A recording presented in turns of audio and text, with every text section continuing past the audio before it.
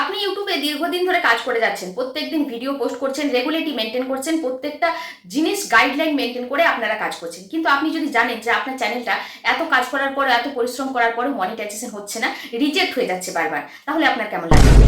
অনেকে বলবে যে নতুন করে কাজ শুরু করো। দেখুন, নতুন করে কাজ শুরু করা, যারা নতুনরা কাজ শুরু করছে তারা জানে যে নতুনরা কত কষ্ট করে একটা চ্যানেলকে উপর দিকে তোলে। অনেক সময় দেখা গেছে যে 20,000 30,000 সাবস্ক্রাইবার হওয়ার পরও তাদের চ্যানেল মনিটাইজেশন হচ্ছে না, কিন্তু তারা নিজেই জানে না যে কেন মনিটাইজেশন হচ্ছে না। তাই আমি ভাবলাম আজকে কিন্তু আপনাদের জন্য এমন একটা ভিডিও নিয়ে আসবো যেটা থেকে আপনারা নিজেরাই বুঝতে পারবেন যে আপনাদের চ্যানেল মনিটাইজেশন হবে কিনা, বা মনিটাইজেশন হওয়ার আগে আমরা এই ভুলগুলো কখনোই করবো না, যে ভুলগুলোর কারণে কিন্তু আমাদের চ্যানেল মনিটাইজেশন হবে না। ঠিক আছে, তার জন্য কিন্তু আমাদেরকে 4টে জিনিস সবসময় মাথায় রেখে কাজ করতে হবে, বিশেষ করে নতুনরা। দেখুন, আমি আমার চ্যানেলটা যদি কাস্টমাইজ করেছি এবং আমার চ্যানেলটা সমস্ত বিষয়, সমস্ত ভিডিও আপনারা যদি চেক করে দেখেন, সেখানে কিন্তু কোনো রকম কারো কপি ভিডিও নেই, কোনো রকম কারো ফেস নেই, কোনো রকম কারো ভিডিও, কোনো রকম কিচ্ছু নেই। তো সেইভাবে কিন্তু আমার চ্যানেলটাকে আমি তৈরি করেছি। সেই চ্যানেলটাকে সেইভাবে তৈরি করার পরেও যদি আমি অ্যাপ্লাই করি, হয়তো আমার মনিটাইজেশন ক্যান্সেল হয়ে যেতে পারে। আমি কিন্তু নিজেই বুঝতে পারবো না যে কেন ক্যান্সেল হলে। আর এটা কিন্তু অনেকেরই হচ্ছে, এবং তাদের কিন্তু অনেক অনেক সাবস্ক্রাইবার বেড়ে যাওয়ার পরেও কিন্তু তারা যখন মনিটাইজেশন পাচ্ছে না, তখন কিন্তু তারা হতাশ হচ্ছে, এবং তাদের কাজ করার যে একটা মানসিকতা, সেটা কিন্তু নষ্ট হয়ে যাচ্ছে। তো আজকে এই ভিডিওতে আপনারা জানতে পারবেন যে আপনাদের চ্যানেল মনিটাইজেশনের আগে বা মনিটাইজেশনের পরেও আমাদের কিছু কথা মাথায় রাখতে হবে, যে কারণে কিন্তু আমাদের চ্যানেল ডিমনিটাইজেশন হতে পারে, স্ট্রাইক আসতে পারে, যা মনিটাইজেশন বারবার আমরা অ্যাপ্লাই করলেও সেটা কিন্তু রিজেক্ট হয়ে যেতে পারে। তো সেই রিজেক্টটা যাতে না হয়, সেই জন্য কিন্তু আজকে আমার এই ভিডিওটা। তাই নতুন বন্ধুরা, বিশেষ করে যারা নতুন আছেন, তারা কিন্তু বিশেষ করে এই জিনিসগুলো নজর রাখবেন যে এই কাজগুলো কখনোই আপনারা করবেন না। সেগুলো কিন্তু পুরোটাই ভালো, কিভাবে কি কাজ করলে এগুলো কিন্তু কখনোই আপনার চ্যানেলে আসবে না, এবং আপনার চ্যানেলে এই সাসপেন্স স্ট্রাইকগুলো আসবে না কি করলে। আপনার চ্যানেলটাতে ত্রুটি মাত্র কিন্তু ভুল করতে পারবেন না, এবং এই জিনিসগুলো নতুনরা বিশেষ করে জানে না। আর নতুনরা জানে না বলে কিন্তু তারা তাদের চ্যানেলটা অনেক দূর এগিয়ে নিয়ে চলে যায়, কিন্তু মনিটাইজেশন পায় না। মনিটাইজেশন না পেলে চ্যানেল নিয়ে আর কি হবে? চ্যানেলে যদি আমরা ইনকামই না করতে পারি, পরিশ্রম করলাম 6 মাস, 1 বছর, 2 বছর, 4 বছর পরিশ্রম করার পরে যখন আস্তে আস্তে অল্প অল্প অল্প অল্প করে আমরা ওয়াচ টাইমটাকে কমপ্লিট করে ফেললাম, তখন দেখা গেল কি আমরা অ্যাপ্লাই করছি, বারবার আমাদের মনিটাইজেশন রিজেক্ট হয়ে যাচ্ছে। ইউটিউবও বুঝতে পারছে না যে আপনার চ্যানেল কেন রিজেক্ট হয়ে যাচ্ছে, মানে অ্যালগরিদম সেইভাবেই কাজ করছে।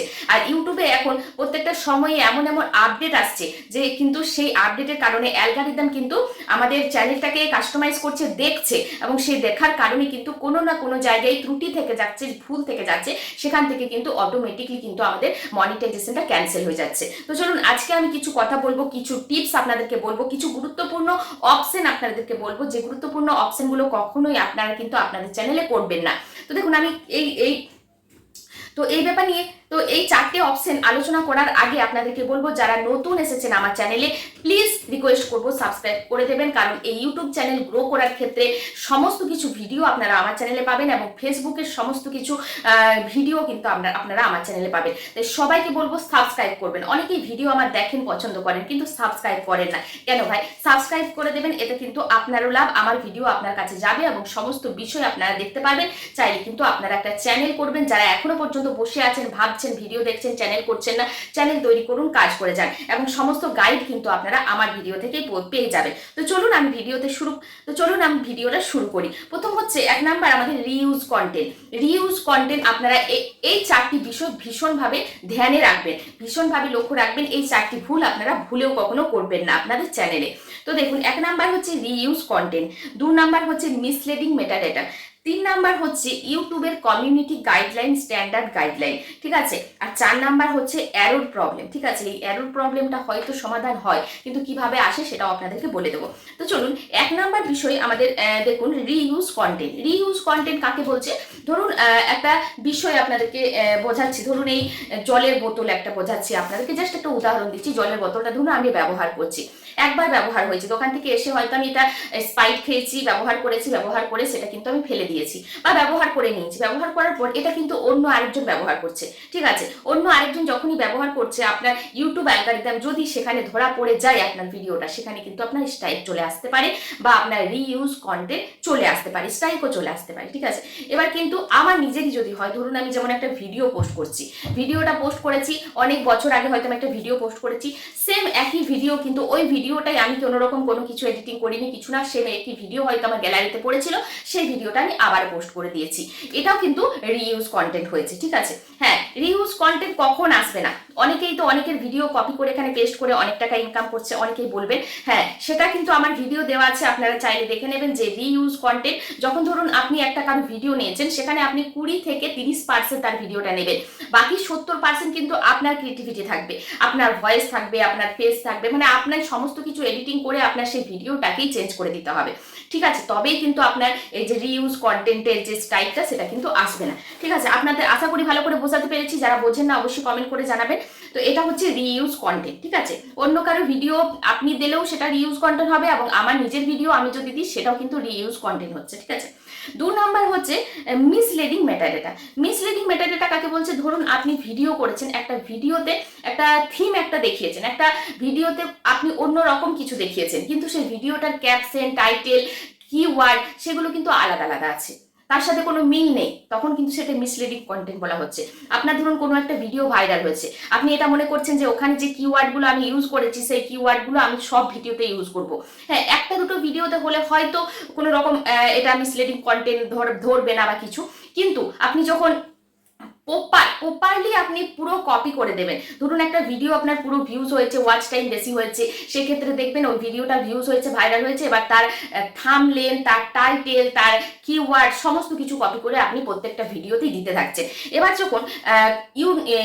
যখন ইউটিউব যে অ্যালগরিদম, সেই অ্যালগরিদম যখনই আপনার ভিডিও চেক করছে, সেটা কিন্তু ধরা পড়ছে বারবার যে একই যে ভিডিও আছে সেই ভিডিওর সাথে আপনার কিওয়ার্ডের কোনো মিল নেই, ক্যাপশনের কোনো মিল নেই, টাইটেলের কোনো মিল নেই, থাম্বনেলের কোনো মিল নেই। এটা কিন্তু বারবার যখন ধরা পড়বে আপনার পেজটা স্ট্রাইক হতে বাধ্য, আর সেই পেজে আপনি কখনোই মনিটাইজেশন পাবেন না, ইনকাম করতে পারবেন না। তাই নতুন বন্ধুরা যারা বিশেষ করে ইউটিউব চ্যানেল খুলেছেন, কাজ করছেন, এই ভুলগুলো করবেন না। পুরাতন বন্ধুরাও যারা জানেন না ভালো করে জেনে নেবেন। ঠিক আছে, এটাকে মিসলিডিং মেটাডেটা বলা হচ্ছে।